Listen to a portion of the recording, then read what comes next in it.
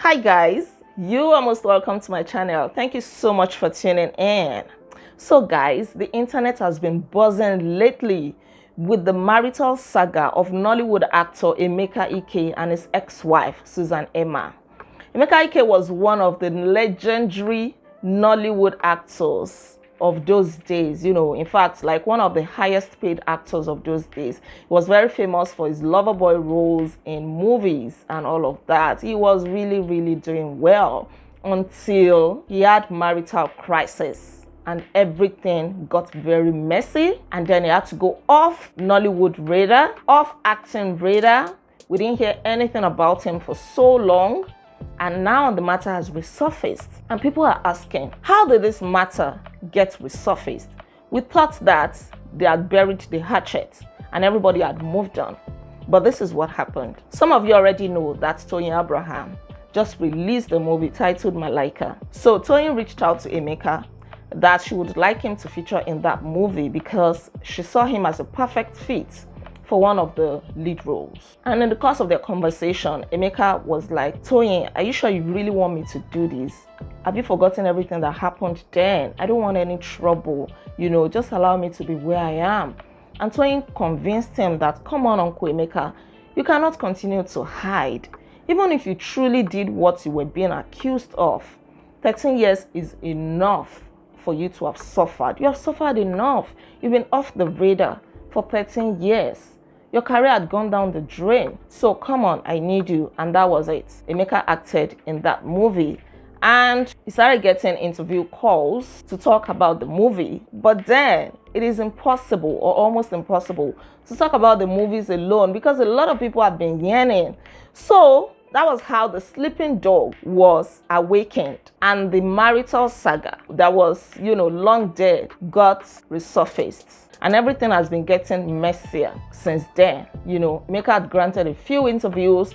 The wife had granted an interview as well. Their first son, Michael, has also come into this matter. Emeka Ike's former PA, Debola, had also, talked. Actress Laide Bakari has also said something. I don't know where this matter is going.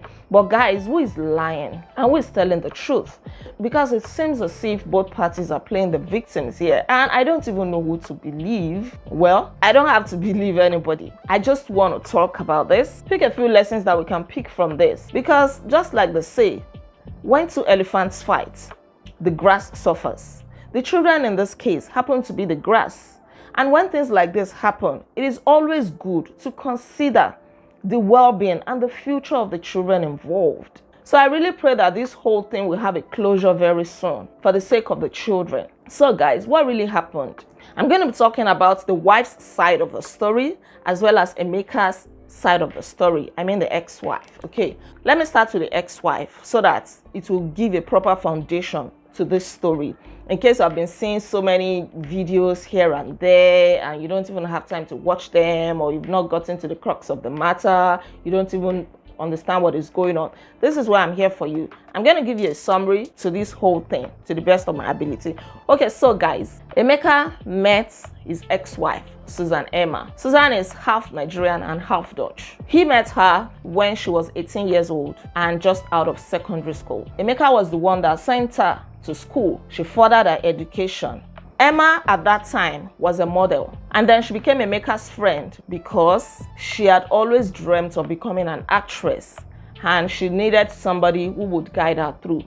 But when she met Emeka and the relationship was getting a bit serious, Emeka told her that she should forget about her acting career because she wouldn't want both of them to be in Nollywood, wouldn't want both of them to be in the limelight. That was how she gave up her dream of becoming an actress. And even with regards to her modeling career, Emeka also told her to forgo it. In fact, at that time, she said that she got an opportunity to contest for Miss Nigeria, but Emeka told her to reject that opportunity. And then she had to lie to the agency that brought her on board that her family was not in support. And then she lied to her family that the agency dropped her. Anyways, so both of them got married when Suzan Emma was 23 years old and pregnant with their second child. And she was even the one that pushed for a traditional wedding, because you know how the Igbo culture is. You are just married to yourself, or like a married single, if your bride price has not been paid and everything. It doesn't matter how many children you've got for the man.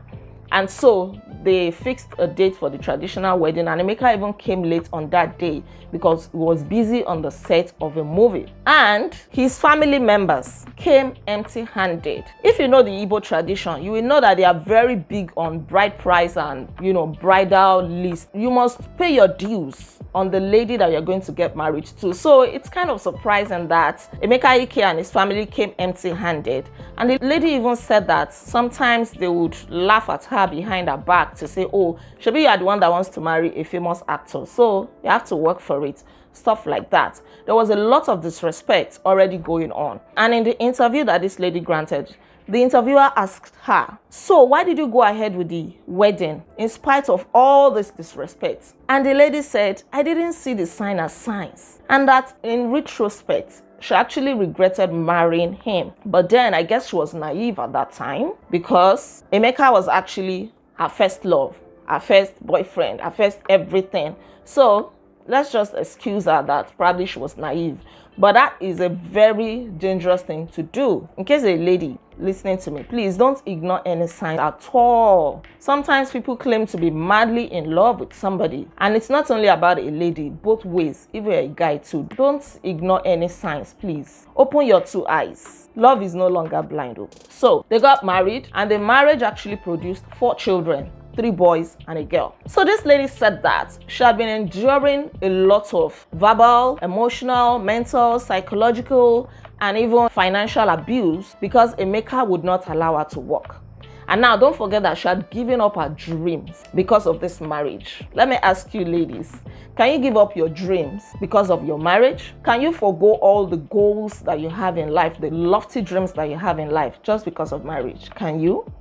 Anyways, so there was financial abuse because she's no longer working. She wasn't allowed to work. And this continued until the matter escalated into physical abuse. And when she was around 28, 29 years old, going to 30, that was when she started fighting back. Like, this abuse cannot continue like this. And it was at that point that the matter started getting messier. Like, the husband was saying, oh, now you've grown wings and all that. She said that the husband abused her so much that sometimes he would just pick a knife and say, I'm going to kill you, I'm going to stab you, nothing is going to happen, nobody's going to know. That he had even attempted to pour hot oil on her before.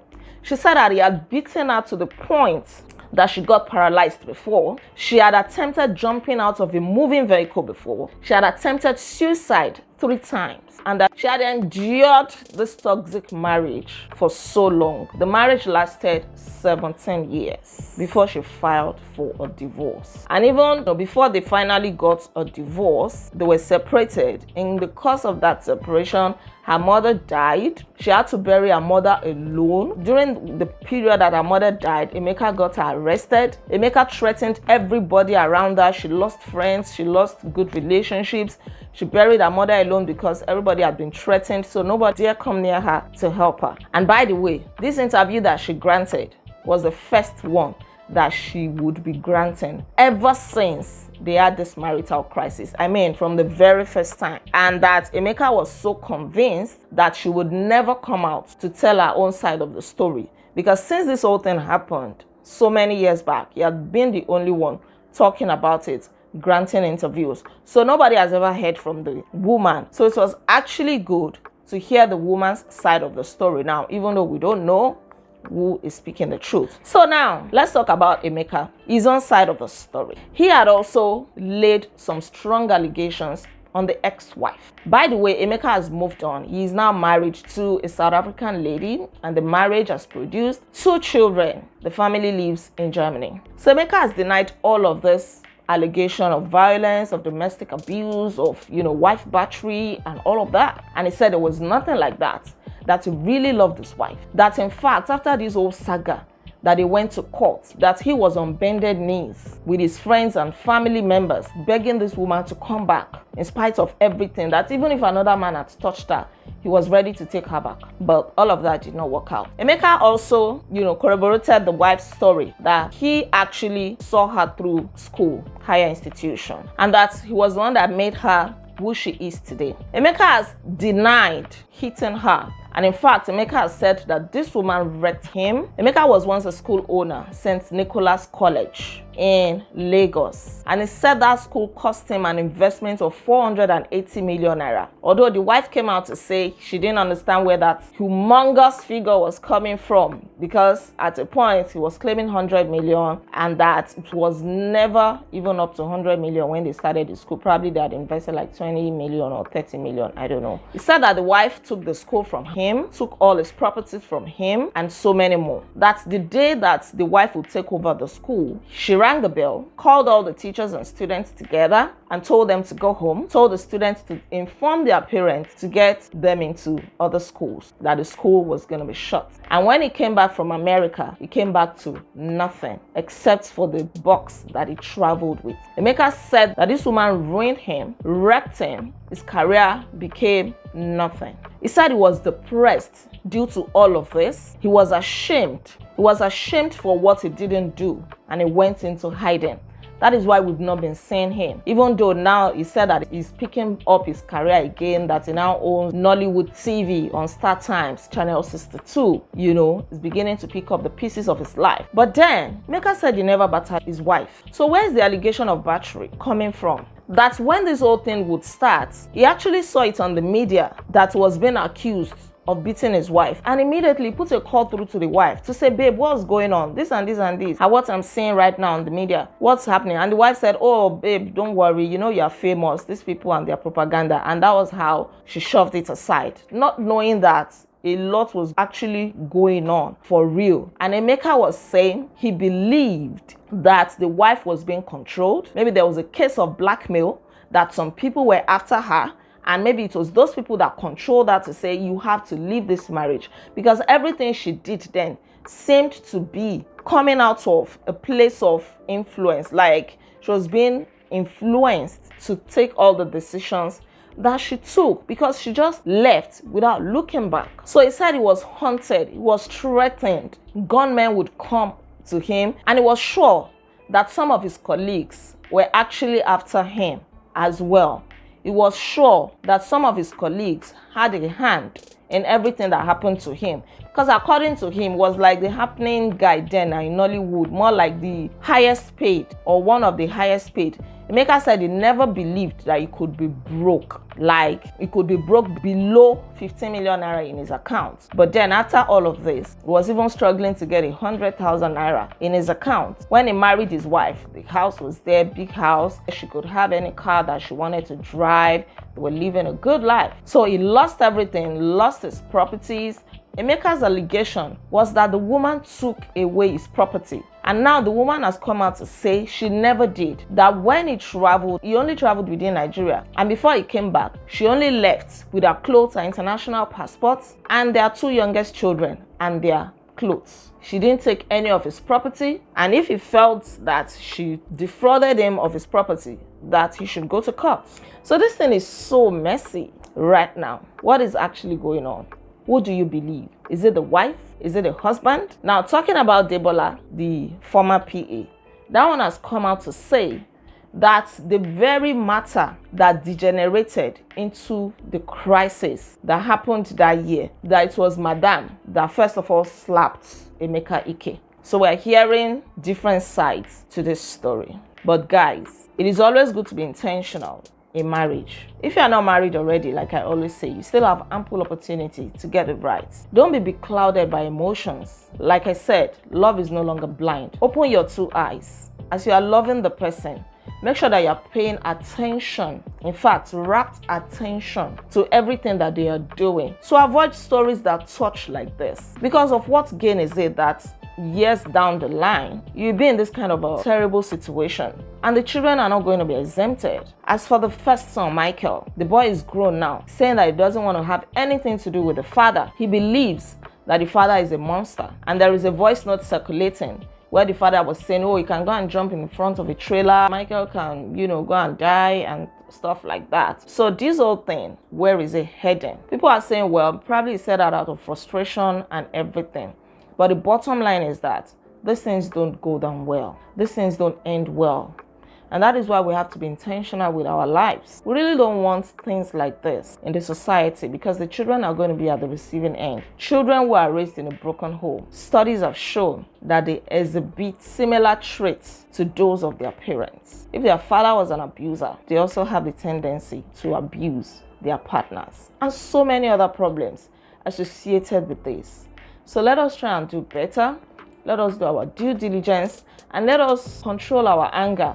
Because we really cannot separate anger from everything that is also happening here. When people don't know how to control their anger, you cannot manage your emotions. You just want to flare up at the slightest tension. You know, it can degenerate into so many problems. I'm going to stop here for now. I might revisit the matter again if need be.